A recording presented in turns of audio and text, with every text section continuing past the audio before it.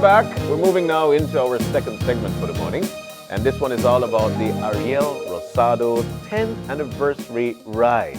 We'll definitely get to find out more about Ariel Rosado and why this ride is being in place. Now, in to talk to us is Kenrick Richards, who is the Vice President of the Foundation, and also Wendy Oxley. No. Leticia. Oh my gosh.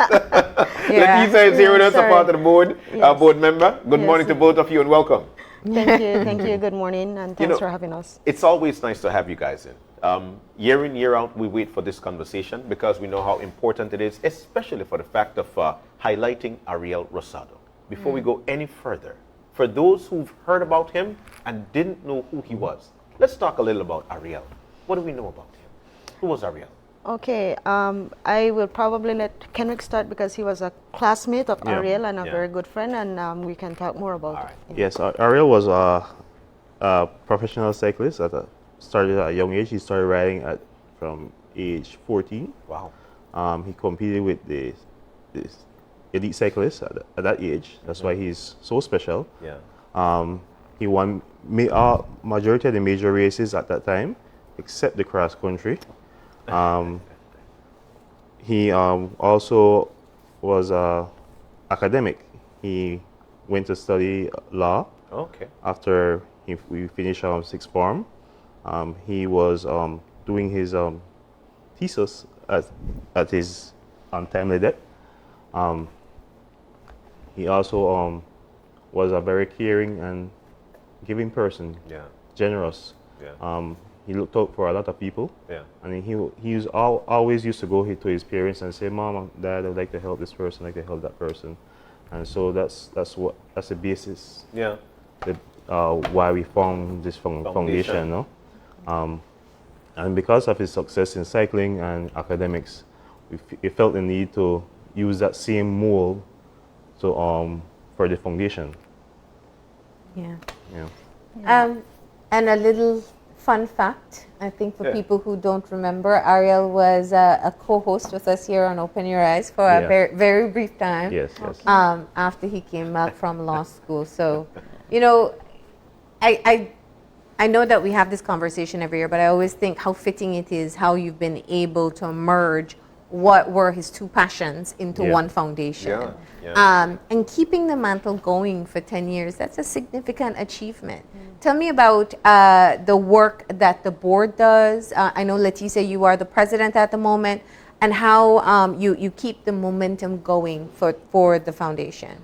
As Kenrick alluded, we do use a ride because that's his passion, cycling. So we have a ride that helps us raise funds. We use it as a fundraiser. People participate, paying a registration fee, which we use towards garnering scholarships to needy youths, people who are from very low economic background. Our thing is not to have, it depends on your grade. Yes. It's as long as you're accepted in a high school and you continue in terms of passing, that's what we hope, because at the end of the day, getting an education is key to making you a better person or to helping you move from where you're at. Yeah. We're fortunate, particularly this year, for the past few years, many of our students have excelled. We have had valedictorian, salutatorian, and these are kids who are living in challenging situations and have their goals set, as in, I want to do better, I want to be better within my community. And so for us, we see it as we are contributing towards the development of the country. Yeah. When we have more educated people, it helps to change what we have as a country and do better as a country. In terms of the foundation itself, aside from doing that fundraising, we actually have individual sponsors. We have corporate sponsors, and we have families who basically provide funding and do a scholarship in memory of a loved one. We recently have one for Sister Carolee Chanona, who recently passed. And so we have gotten 2 scholarships that will be in her honor. Wow. Last year, or a year before, when we have the principal of Wesley, was it Wesley, yes. Miss Alaris and Androin? Friends came together and basically provide funding and say, we want to do a scholarship. We are asking Ariel Rosado to cover a scholarship for that in her honor, and they donated towards it. As I said, it's family coming together or friends coming together and basically contribute and offer scholarship for persons who are in need. And what the foundation does is that, you know, we could say we want to give a scholarship, but you do the application process, the screening process. So it's carried on in memory of the persons who of the person who they decided to dedicate the scholarship, but you kind of work as a hub. Yes. Aside from doing the screening process, identifying and confirming the child is eligible, we also go beyond that. We have intermediate sessions with them where we bring them together, have try to motivate them to keep on the right track. We do check-in. We have a couple persons who travel the country. Many of us all of us volunteer. Okay. So we have persons who work and are able to go out district, so they would stop in because our scholarships are countrywide. It's in every district that we have students. So when the individuals they go out, they would check in with the students, check in with the family, check in at the school to ensure that everything is going right. If there's a problem identified, then they're referred. Dr. Ariel Rosado is a psychologist, and she helped in doing counseling. So she would counsel the kids in terms of trying to get them back, find out what is the challenge, trying to listen to them, hear what they're going through, and try to advise them and try to get them back on track. Also meeting with parents. So it's not only having a scholarship, hoping that the child succeed or not, but it's giving more and making sure we mold them into becoming better citizens. You made mention of something very important. There are a lot of parents who might not want to apply for a scholarship because, for the most part, you've got to be yay high when it comes to grades. You've got to be they're so competitive now. And so you made mention that this is not about necessarily the grades that you're getting. It's if you're coming from a challenging background. Explain to us the reason for that choice. As I mentioned before, we find that education is key to making someone be better and do better. And as long as you're accepted in a high school, you get the you apply, you meet the criteria, you get the scholarship. Now our objective is to ensure you pass through your different classes, you continue to get your to be graduated. So that is important. If you excel in that process, we are more than ever proud of you and more than ever proud of what we are doing as a foundation. And we had students that start off below honor roll and they graduate on honor roll, or some of them even valedictorian or salutatorian. So we've seen the growth in our scholars. We also that had warms my heart. Can I just interject there? Yeah. Because it's not that they don't have the potential for honor roll. Sometimes people don't know the circumstances that they're living in. Exactly. We had a child that was in Canaan High School. Yeah. Started out in Canaan, but she was doing so well, she asked if she can go to St. Catherine's. School. Yeah. That child excelled at St. Catherine's. She was on honor roll after. So it doesn't, what I'm trying to say, many people have that stereotype of the schools, the different schools in the country. But it's not that. It's an opportunity that a child needs or want. And once they have that opportunity, they can show what the potential that they have. So, you know, coming from Canaan, probably went to St. Catherine's, oh, you're from Canaan, the mentality that we have.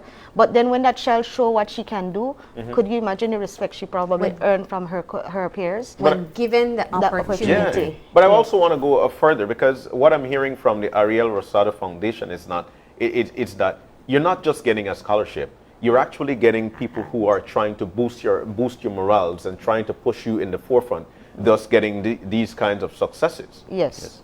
So if parents, if parents are noticing, my child is not, it's sort of slacking off, they can reach out to the foundation? Yes, that's what we do. As I said, remember now, we have kids from throughout the country. We have from the areas that are challenging. Imagine a child living in the area where there are gangs, there are constant fights or constant negative things happening around.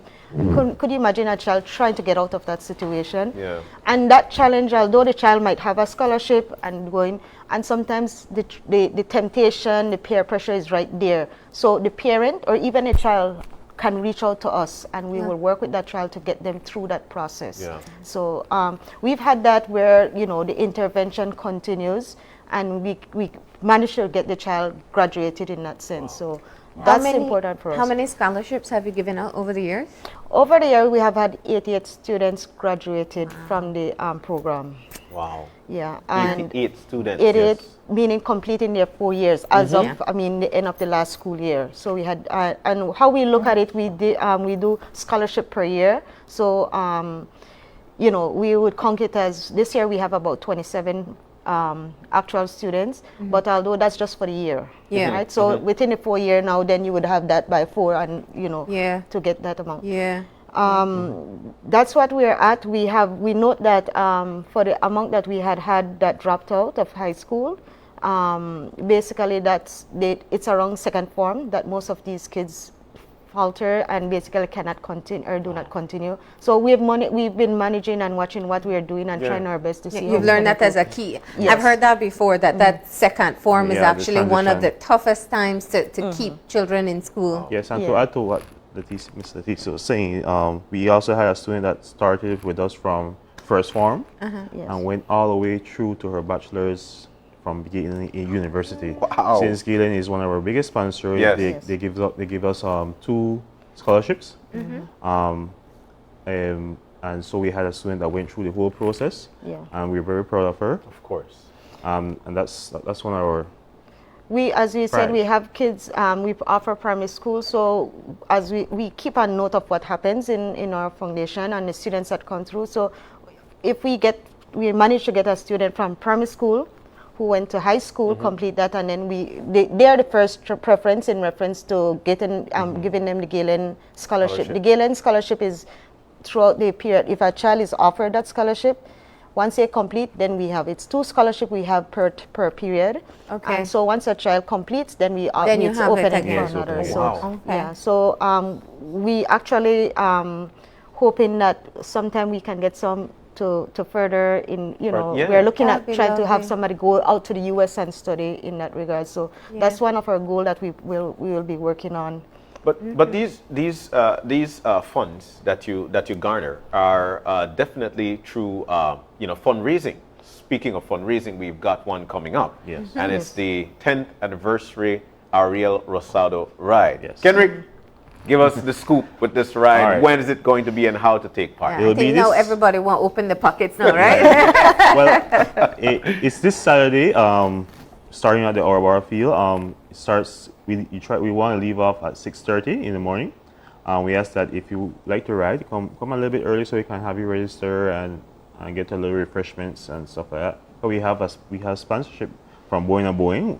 We provide Powerade for the ride and the water. Oh wow!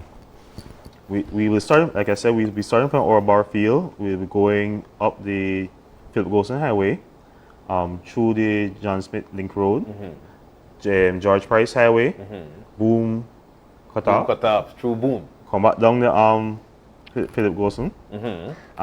Making that right. Back again through the Link Road. Link Road.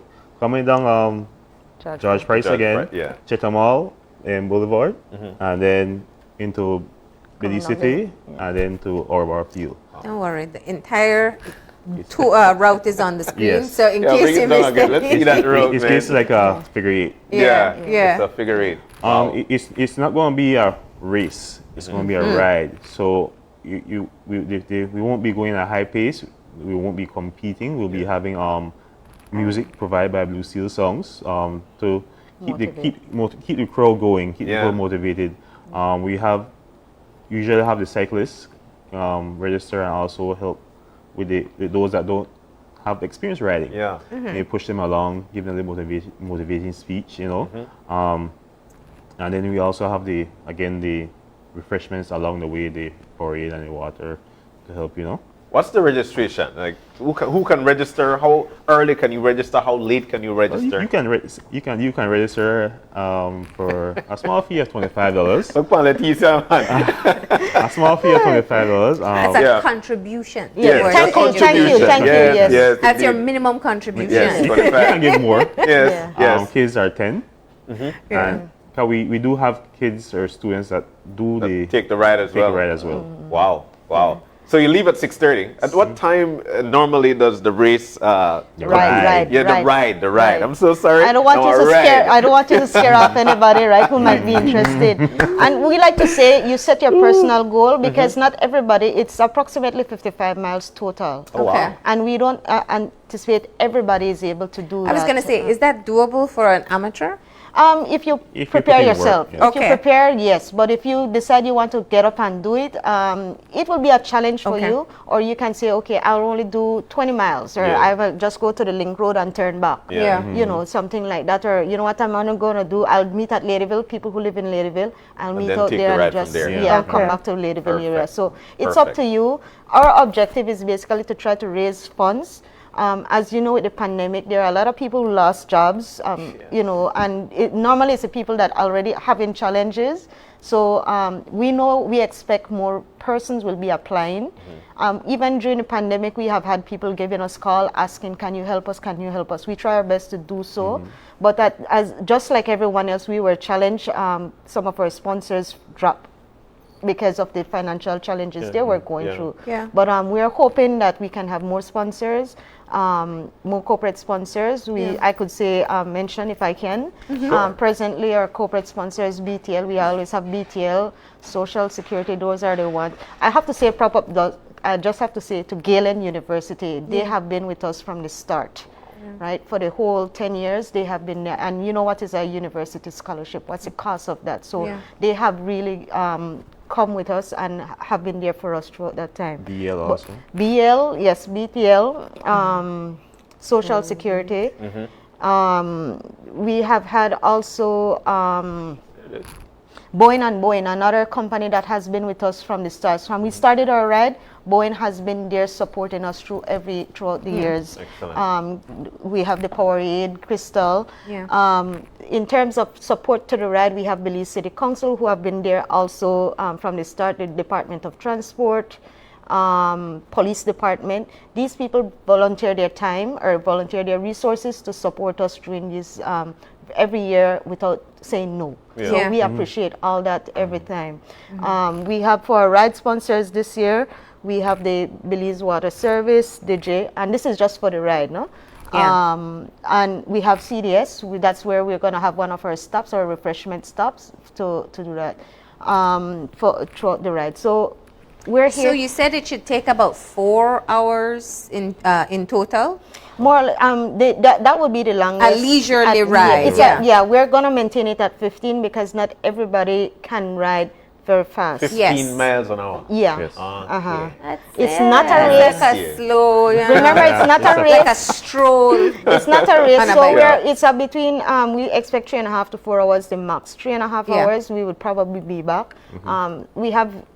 We are hoping to get those kids who are out there riding. Kayakatus have a group of kids that goes. So if we can attract those, and of course they will keep the tempo. Having the music, it's it's just giving us people talking as you go along. That's part of doing a social ride. It's kind of slow, not a race. And so people get engaged, you meet other people, and after that you form groups to go riding. After, I can ride with you after these things like that. So it's a great start for those who are planning on venturing off into cycling. And your contribution is only 10 if you're young. 12 and below. Young, yes. And then 25 if up, right? All right. And I mean, they should have the proper gear, right? Yes, mandatory is the use of a helmet. Our registration, you can pre-register. You can just contact us, and then we will basically provide the registration form.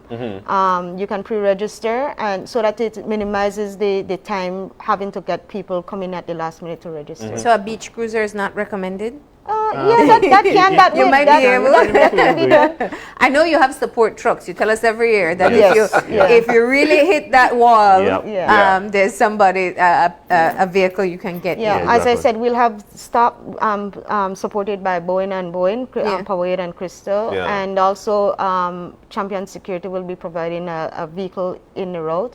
We will have riders. Normally they volunteer when they're out there to help in. If they see somebody that needs some help or even refreshment, they'll go and bring it for them. And that regard. So And where can you pre-register? We can email or WhatsApp the form, or you can call the office and you can get the forms from them. The information is on the website. Okay. Ariel Rosado Foundation.bz. You can go there. You can get the contact information. Also, our Donors Bike Shop also has some on the form. Okay. And also you can contact us through our Facebook page. But if you want to take that ride and you don't have a helmet, would you guys have things out there to help out? I mean, some of you want to ride, but we might not have a helmet. We can work on that. There we go. Yeah, contact us and if you need a helmet, But let's come back to the core matter here. Your application period for your scholarships is still open too at this time. Yes, right? We're accepting scholarship application through June 18th. The most important thing, the child must be accepted at a high school. Okay. Yes. On the form there will be requests for a document to show proof that the parent is having challenges in meeting the financial obligation for the child to get through school. Okay. So that's yeah. So again, the deadline is June 18th. June 18th. Yes. All right. And how many scholarships do you have available this year? This year we have 10. Okay. Great. Can they register for these scholarships online, or do you need to get A form. hard copy? A hard copy form. Okay. Hard copy form. The form is on the website. Website again. as well. Yeah. All right, and they submit that to?